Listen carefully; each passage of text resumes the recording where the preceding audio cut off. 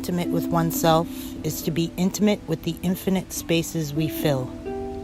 But how do you share this with others? How do you form connections in the connective tissue itself? I suppose you allow them to form themselves. You meet them where they are, and you allow them to become a part of the boundless places you explore.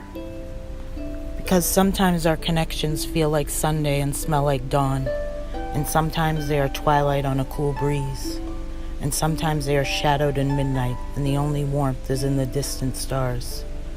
But in truth, our connections are all of these things at once, reflected back on ourselves, so we may clear the space and grow. They are the intimate spaces within us dreamed into life, lifed into dream. We are conditioned to define our intimacy within physical places, when in essence, true intimacy pulls from a pool that far surpasses this physical world. It is death and being born, and it ignites in the wild unknown. It is when your body aches and your teeth are buzzing. Perhaps that's why we associate intimacy with our most primal connections, our sex.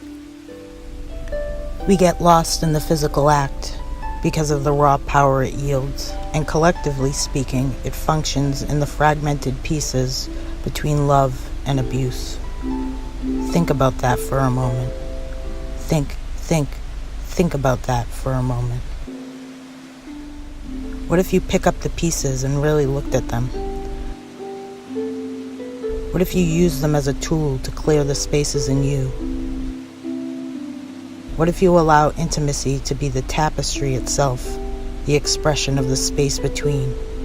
It is everything you are, coming as you are, with no expectations. When eyes meet from this perspective, it humbles and empowers you at the same time, as it should, not as you want it to be. It is when desire fulfills itself and passion awakes in a place of stillness, where you don't need the fire to see, but honor the flame in all its glory. There is no shame in true intimacy.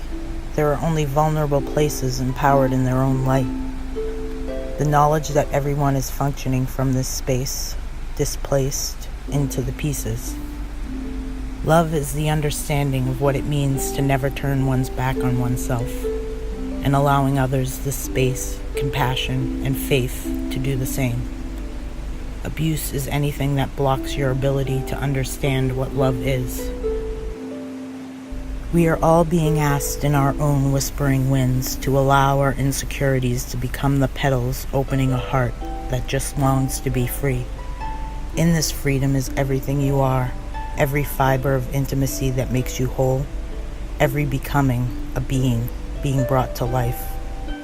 Connected to the collective heart space, intimacy is where the impulse to grow is not held in the mass of our beliefs, in the matter of our layers, in the gravity of our fears.